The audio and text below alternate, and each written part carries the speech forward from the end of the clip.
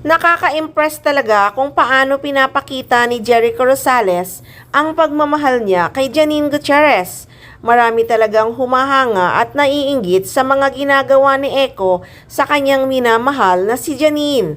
Viral talaga palagi ang Econin. Biro mo nga nag-apply pa ang presidente ng Solid na Solids Fans Club ni Janine Gutierrez si Eco. Sobrang sweet talaga ni Eco kay Nini. Kaya wala na talagang mahihiling pa ang mga fans nila. Siyempre, ang mga ibang netizens din ay talagang kinikilig sa kanilang dalawa. Nag-shine talaga ng sobra si Janine itong 2024. Lalo na nung dumating si Jericho Rosales, nag-shine lalo ang career. At ang aura ni Janine, hindi talaga mapigilan na humanga ang mga nagmamahal sa kanila. Sabi pa nga ng isang fans na hindi mapigilan ang paghanga kay Jericho Rosales. I'm so impressed by how you express your love and admiration for Miss Janine Gutierrez. Who would not like her and fall for her beauty, charm, intelligence, and kindness?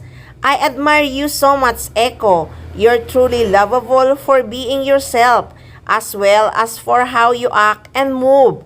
Even more so now that your girlfriend is like a beauty queen, she is so decent and professional, just like you. You are a perfect match, my ever-favorite superstar. Pero sa kabila ng kaligayahan ng Econin, marami pa ring buzzer ang hindi masaya, lalo na yung mga post ni Janine sa Calendar Girl.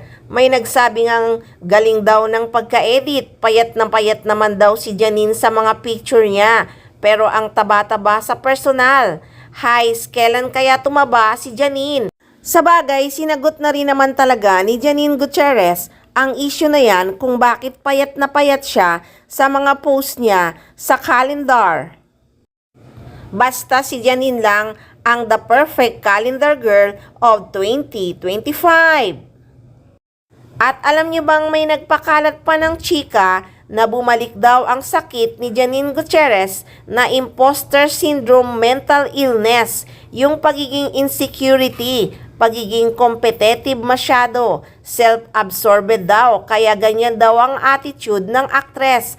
Kaloka daw at trying hard daw talaga si Janine Gutierrez.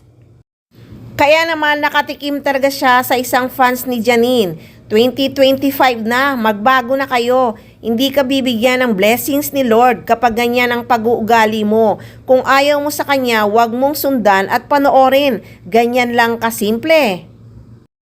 Grabe, imposter syndrome, mental illness at pagiging insecurity. Wow ha! So alamin natin yan guys kung totoo nga ang chikang yan.